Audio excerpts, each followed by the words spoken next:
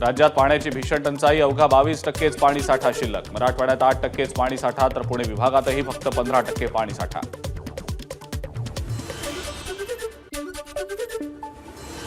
अकलूजमध्ये भीषण पाणी टंचाई, नीरा नदी कोरडी पडल्यानं अकलूज परिसराला पाणी पुरवठा करणाऱ्या बंधाऱ्यातील पाणी साठा घटला. शहराला आता 5 ते 6 दिवसाआड पाणी पुरवठा. भंडाऱ्यात विदर्भातल्या सर्वाधिक तापमानाची नोंद, 2.5 वर्षातील विक्रम ओलांडत तापमान 46 अंशांवर. अकोल्यामध्ये 43.4 अंश कमाल तापमानाची नोंद, उन्हामुळे त्रासलेल्या नागरिकांना पावसाची प्रतीक्षा.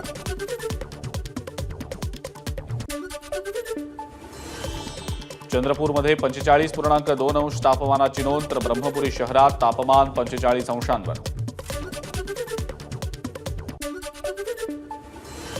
कोकणात आजपासून मासेमारीला बंदी, 1 जून ते 31 जुलैपर्यंत मासेमारीला पूर्णपणे बंदी राहणार.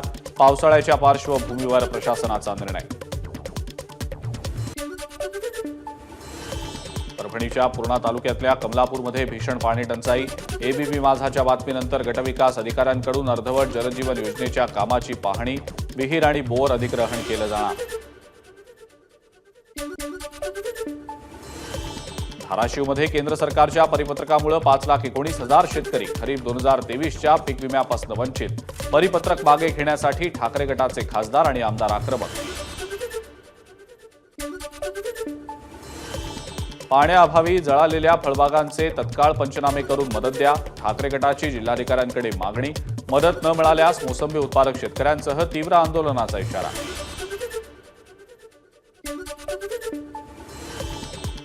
जळगावातल्या वरणगावमध्ये आधीच भीषण पाणी टंचाई, वीज पुरवठाही खंडित होत असल्यानं शेतकऱ्यांना अश्रू अनावर. या समस्येवर तत्काळ उपाययोजना करावी अशी शेतकऱ्यांची मागणी.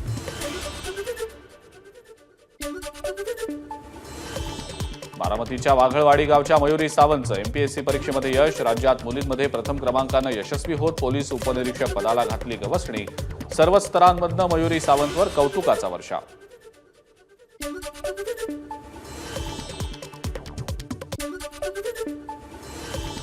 विठ्ठल मंदिरातील हनुमान गेटजवळ जमिनीमध्ये सापडली खोली, खोलीत 12व्या शतकातील 2 व्यंकटेशाच्या मूर्ती आणि दगडी पादुका आढळल्या.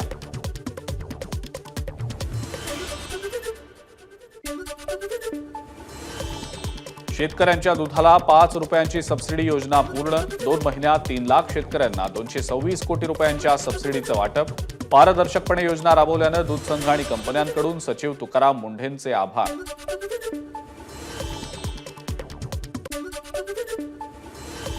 आयएसओ मानांकन प्राप्त करणारी पाचगणी नगर परिषद राज्यामध्ये पहिली. आरोग्य विभाग आणि स्वच्छ भारत पॉइंट इथं कचरा प्रक्रिया प्रकल्पात राबवलेल्या उत्कृष्ट कार्यप्रणालीबद्दल नगरपालिकेला प्रमाणपत्र.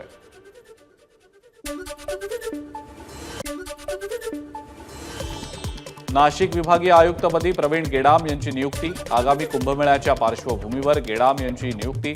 विद्यमान आयुक्त राधाकृष्ण गमे आज निवृत्त.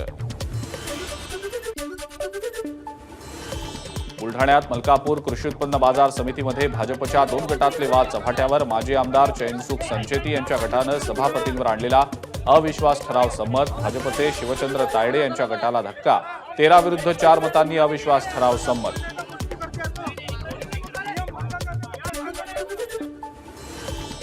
वाशिमच्या मालेगाव तालुक्यातल्या खिरडे इथं घराला आग, शॉर्ट सर्किटमुळे आग लागल्याची माहिती.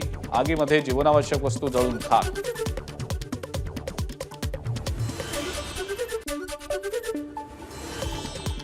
पाटबंधारे विभागातला कार्यकारी अभियंता राजेश सलगरकर यांच्या लॉकरमध्ये तब्बल 1,61 लाख रुपयांचा ऐवज.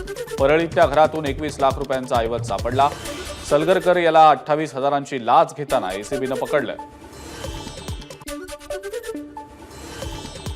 लोकांना फसवण्यासाठी सायबर गुन्हेगारांची आता नवी शक्कल. राष्ट्रीयकृत बँकेचं नाव आणि लोगो वापरत लोकांना फसवण्याचा प्रयत्न. सोलापूरमध्ये अनेक व्हॉट्सअप ग्रुपवर बँकेच्या नावानं खोट्या लिंक्स व्हायरल.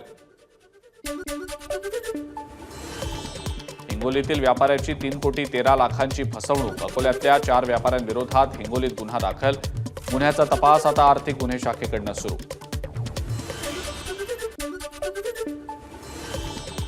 रेशन दुकानावर कारवाई न करण्यासाठी 20,000 रुपयांची लाच घेताना मच्छिंद्र माने हा कोतवाल एसीबीच्या जाळ्यात. बीडच्या केजमधली घटना. माने हा तहसीलदार अभिजित पाटीलसाठी वसुलीचं काम करतो.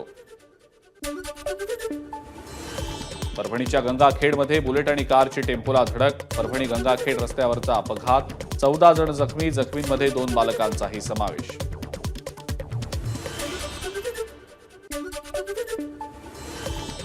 अकोला पातूर मार्गावरच्या चांदूर फाट्याजवळ एसटी बस आणि दुचाकीचा भीषण अपघात. पती पत्नीचा जागीच मृत्यू.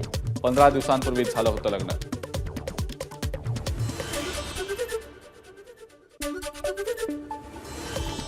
अकोल्याच्या तेल्हारामधल्या बेलखेड इथं दूषित पाणी प्यायल्यानं अनेकांना विषबाधा. तब्बल 44 ग्रामस्थांवर घरगुती उपचार सुरू, तर 3 जण गंभीर असल्यानं रुग्णालयात दाखल. यवतमाळच्या उमरखेड तालुक्यात रॅली दरम्यान अज्ञातांकडून दगडफेक. 5 ते 6 जण जखमी. पोलिसांकडून शांतता ठेवण्याचं आवाहन.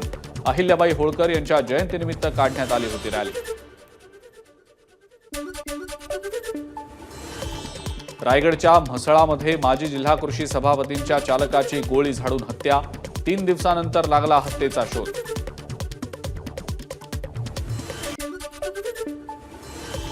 चंद्रपूरच्या कोरपनामध्ये आढळले 2 वृद्ध बहिणींचे मृतदेह. दोघींचाही उष्माघातानं मृत्यू झाल्याची शक्यता.